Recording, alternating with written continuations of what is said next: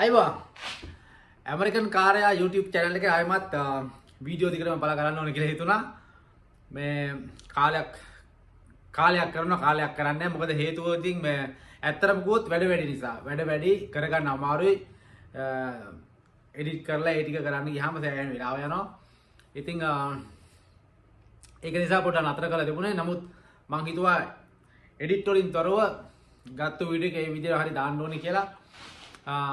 මොකද කතා කරන්න මාතෘකා ඕන තරම් තියෙනවා. අද ඇත්තටම කතා කරන්න තියෙන්නේ මේ මොකද්ද උදය ගම්මන්පිල කියන උදය ගම්මන්පිල කියා ගන්න නිකන් මේ මාර දේශප්‍රේමී සිංහලවාදී බෞද්ධවාදී ජාතික පිවිතුරු හෙළවරු මේ නායකයා ගැන කතා කරන්න ඕනේ.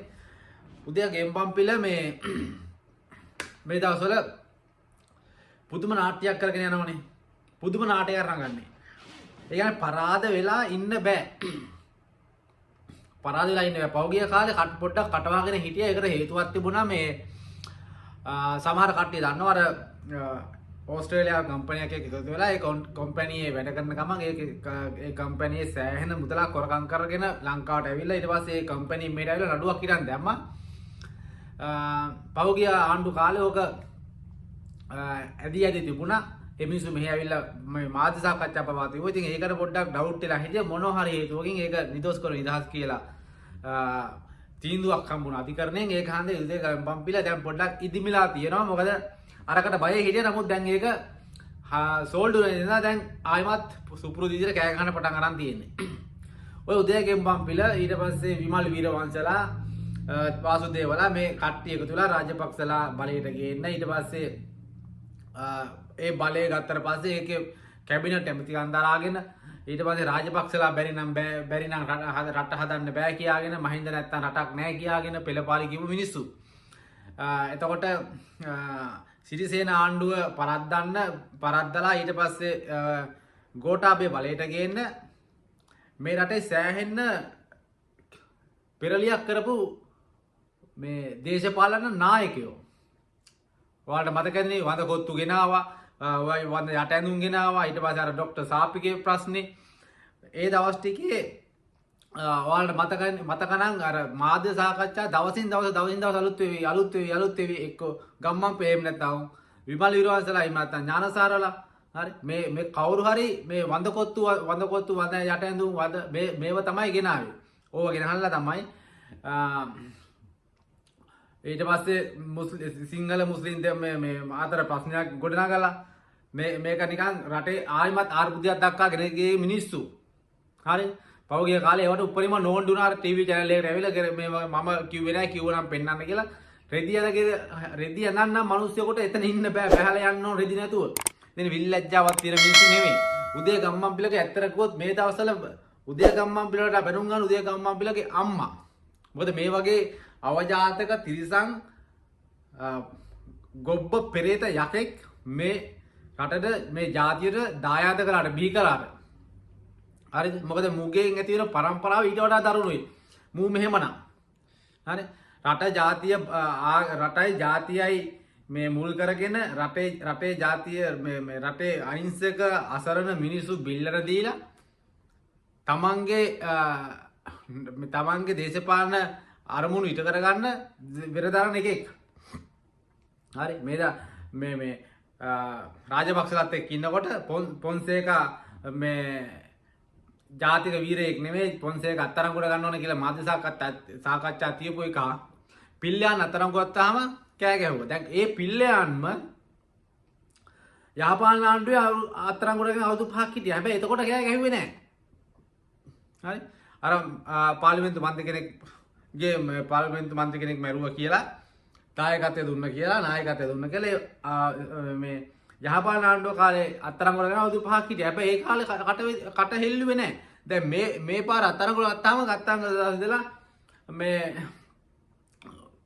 CID එකට ගිහිල්ලා මේ පිල්ලයන් හම්බෙලා මේ පිල්ලයන් කියන්නේ ජාතික වීරයෙක්. මෙහෙම එක කාරණා කියලා මිනිස්සුන්ගේ ඔලු කොරවලු කරන එකෙක්. හරි ඔලු කොරවලු කරනවා. දැන් කලින් තිබිච්ච නැති අමාරුවක්. පිල්ලයන් ජාතක වීරෙක් යුද්ධ කරේ ත්‍රිවිධ හමුදාව. නායකත්වය දුන්නා යුද හමුදාවට සරත් පොන්සේක මහත්තයා. සරත් පොන්සේක මහත්තයා මේ ළඟදී සුදත් එක්කට සාකච්ඡාවක් රැවලකුවා පිල්ලයන් කරවේ එකම එක උදව්වයි කරේ 70 විතර ප්‍රමාණයක් අරගෙන ගිහිලා එක යුද්ධයක අවස්ථාවකදී උදව්වක් කළා. ඒ ඇරෙන්න කවදාවත් අඩුම ගානේ ප්‍රභාකරන්ගේ ඒතියෙන්දනවත් පිල්ලයන්වත් අරුණම්මවත් කිව්වේ නෑ කිසිම ඔත්තුවක් කාය කට්ටිය හම්බුන්නේ නෑ. තනිකර බුද්ධාංශ තොරතුරු මත තමයි යුද්ධ කරේ කියන එක. හැබැයි ගම්මන් පිළට අනුව ඊට පස්සේ තිස්ස කුට්ටිආරච්චිලාට අනුව ඊට පස්සේ රාජපක්ෂලාට අනුව පිල්ලයන් කියන්නේ පට්ට ජාතික වීරයෙක්. හරිද? කතාවක් තියෙනවනේ. වැඩිපුර කෑ ගන්න වැඩිපුර හිතෙන එකා කියලා. හරි. ඔය පාසුකු පහාරේ ගන්න වෙලාව පාසුකු පහාරේ වෙලාවේ උදේ ගම්මන් පිළගේ ගෙදර බදු දින් නවත්තගෙන ඉඳලා උදේ ගම්මන් පිළ ඇවිල්ලා මාධ්‍ය සාකච්ඡා තියුව එකෙත් තමයි මාධ්‍ය සාකච්ඡා තියුවා බදු දින් අතරංගුරු ගන්න නැත්තම් අතුරුලේ රතනහාමුදුරු උපවාසයෙන් මැරෙන්න පුළුවන්. එහෙම වුණොත් මේ රටේ තව ප්‍රශ්නයක් ඇති වෙයි කියන තැනකට ගෙනහල්ලා අන්නේ වගේ රට ජාතිය කොටෝල කුලප්පු කරවලා උන්ගේ අරමුණු කරා මේ දේශපාලන අරමුණු කරා යන්නේ උගේ කියන්නේ රටවත් ජාතියවත් රටේ මේ අනාගතය හදන්නවත් රට බාර ගන්න දරුවන්ගේ අනාගතය හදන්නවත් උන්ගේ උමනාවක් නැහැ. උන්ගේ එකම අරමුණ උන් බලය රැඳෙන්න සහ උන්ගේ දේශපාලන අරමුණු මේ සාක්ෂාත් කරගන්න සහ උගේ දරුවන්ට රට මේ දෙයක් හදලා දෙන්න විතරයි. උට කවදාවත් උගේ දරුවෝ වගේ නේද අනිත් දරුවෝ කියන කවදාවත් එහෙම ඇඟීමක් තියෙන උන් නෙමෙයි. එහෙම තියෙන උන් නම් මේ පියුතුරු හෙලවුණා කියලා නම් පක්ෂයක් හදාගෙන රටයි ජාතියයි බිල්ලට දීලා රටේ අහිංසක මිනිස්සු ජාත්‍යාගම් විදියට කොටෝල කුල කරෝල තමන්ගේ අරමුණු කරා යන්න දකලන්නේ නියම නායකයෝ. මේ රටේ කැබිනට් ඇමතිකම් දරපු එවුන්. හරි ගම්මන් පිළිලා කියන්නේ කැබිනට් ඇමතිකම් දරපු එවුන්. උන් හදාපු රටේ දැන් අවුරුදු දෙකකට කලින් මීට අවුරුදු දෙකකට කලින් මහා භාණ්ඩාගාරේ ඩොලර් එකක් නැති වෙනකන් රට දුප්පත් කෙරෙව්වා.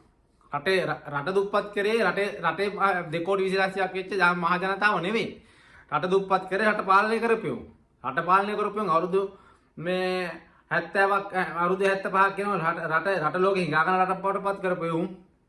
දැන් ඇවිල්ලා උන්ට ගොඩ එන්න බැරිම තැන රට එදා ඒ කියන්නේ අපේ රටේ කාලකන්ණි නායකයෝ සමහරක්යෝ තමන්ගේ අරමුණු ඉටු කරගන්න කොයි වෙලාවෙත් පාවිච්චි කරේ රටයි ජාතියයි ආගමයි.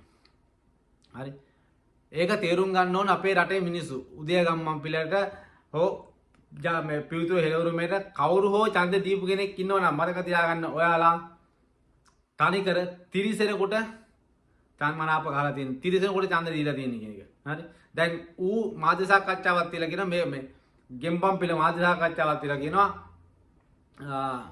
මාලිමාවට ඡන්ද දෙනෙවුන් ඔක්කොම පත් කරන හරක් කියලා. හැබැයි 69 ලක්ෂයක් ගෝඨාභය ඡන්ද දුන්නා. උන් හරක් නෙමෙයි.